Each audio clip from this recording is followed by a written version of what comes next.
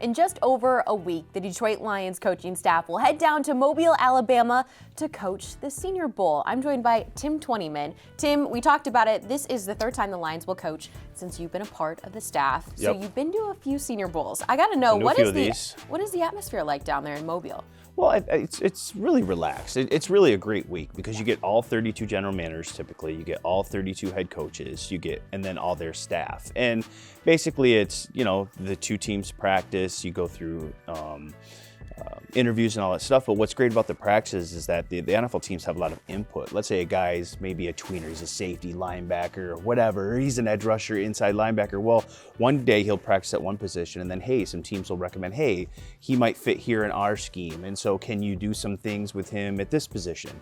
And then they'll move him around and do that. So it's really kind of an entire NFL event. Jim Nagy does a great job, the director down there, of not only getting all the best seniors on there, but really incorporating all 32 teams to have some input. Now, obviously, the Lions and Jets are coaching, so they're going to focus more on their schemes and stuff. But they will take suggestions from a team, put a guy in a different spot, and move guys around. It's really just a week for those players to show how versatile they can be, and for some of maybe the guys that go to smaller schools, can they compete with this, uptick in competition for an entire week? Can they put a week's worth of good tape together against that kind of competition? So it's a laid-back atmosphere, but they get a lot of work done for that week for sure. Sure thing. The Lions will coach the American squad. The Jets will coach the national squad. And regardless of what the Lions will do come draft day, if they're drafting a quarterback or not, the people want to hear about the quarterbacks that will be down there for the Senior Bowl. So when you look at those three that the Lions will have a front row seat to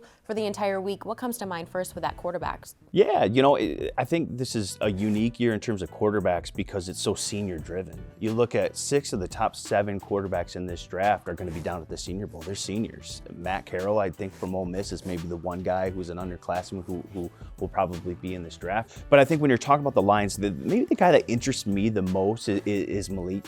Again, like we talked about off the top, a small school guy, he's an Auburn transfer, but the statistics, Danny, just pop out to me. Combined over the last 2 years, he's thrown for over 5,000 yards and 47 touchdowns, but then you get the athleticism that comes along with his talent as well. He's rushed for over 1,800 yards and another 17 touchdowns too. And so again, now can he do that against the Georgias, the Alabamas, all that talent that's going to be down at the Senior Bowl? Can he do the same thing? And I think if he can, that's an interesting prospect for the Lions when you're talking about late first round, day 2, something like that. A guy that offers a little something different than what you have in Jared Goff, who's a pocket passer.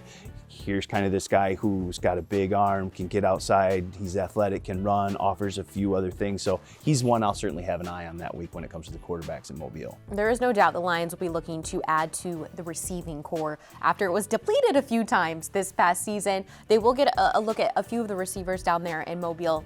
Does one stick out to you right now? Yeah, it's kind of the total opposite when we talk about the wide receivers in terms of the quarterback. The quarterback was so senior laden with top talent. Wide receivers, it's a lot of the underclassmen are going to be those first and second rounders. But there are going to be a few guys down in Mobile to keep an eye on. One of them, I think, the top guy down there, unfortunately, is going to be over on the Jet side.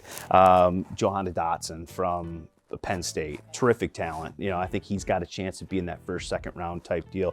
But a name that Lions fans should be interested in, he's got a little bit of a home field advantage here, is South Alabama receiver Jalen Tolbert.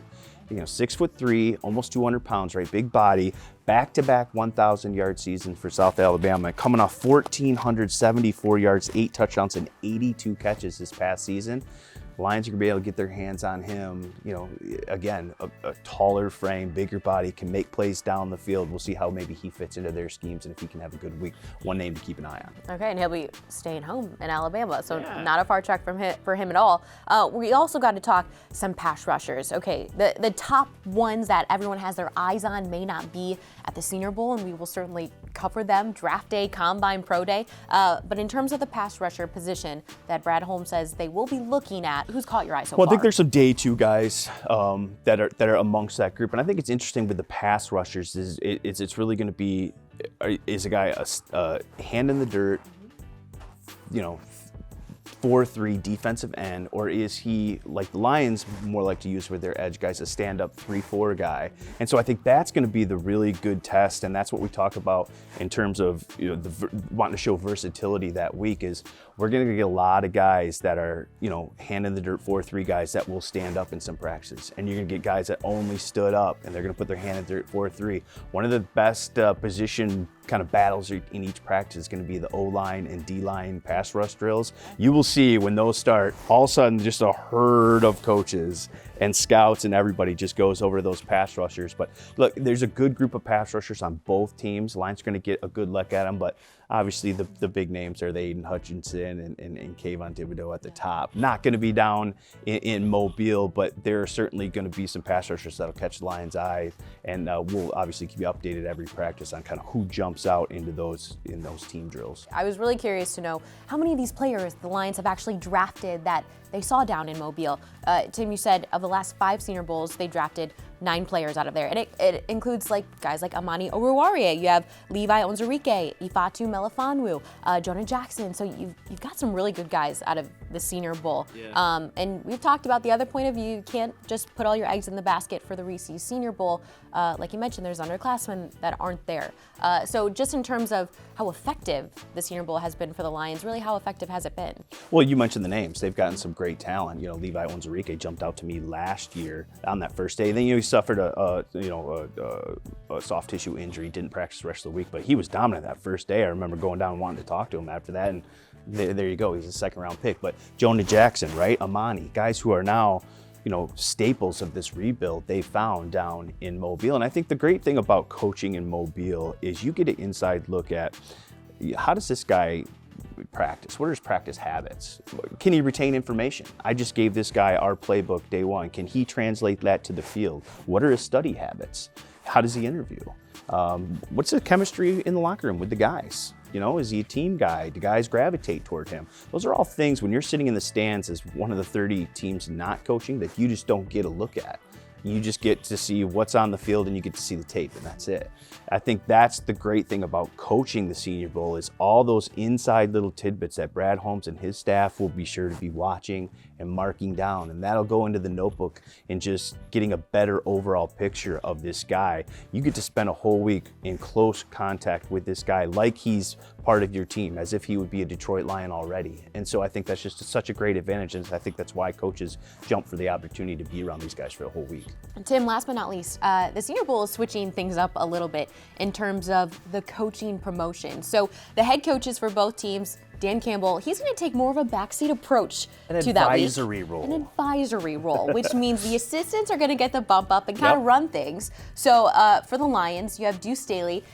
He's assistant head coach and running backs coach here at the Lions. You just assume, right? You can kind of assume that he can take over that head coaching duties. We know he can. And then other assistants, like maybe Ben Johnson, gets to call a lot of the plays and coordinate the offense. Seems like it matches, right? We'll know here in a week or so. So what are your thoughts on just kind of that change up and that fresh new outtake on these coaches, assistant coaches getting a promotion? Yeah, I think it's a great idea by Jim Nagy and the crew down there at the Senior Bowl is to promote these guys, put these guys in a situation. Look, it's the cycle right now, right? It's the hiring cycle, and why not help these guys get ready for when they get the opportunities to interview, or just this opportunity is to run the show for a week. I mean, what a great opportunity for Deuce Staley to kind of be that headpiece for the Lions this week. And Dan Campbell will be right by his side, obviously, but it's going to be his voice, I think, on the practice field more than Dan's, probably. At least I figure as much. And I think that's a great opportunity for Deuce. I think the Lions put him out in front of the camera every Friday. We got a chance to talk to him, to also get him familiar with kind of that role of being the head coach and dealing with the media and everything. And he did a great job. So I expect Deuce to do a good job. I think the players respond to him, and then it'll be interesting for me to see if indeed Ben Johnson gets kind of elevated. It seems like it's kind of trending in that direction, just with how much the offense improved the second half of the season with him as the pass game coordinator and Dan Campbell calling plays. That just seems like a natural progression to me. We'll see, maybe they decide to do something else, but again, that'll be interesting to see kind of what the offense looks like, and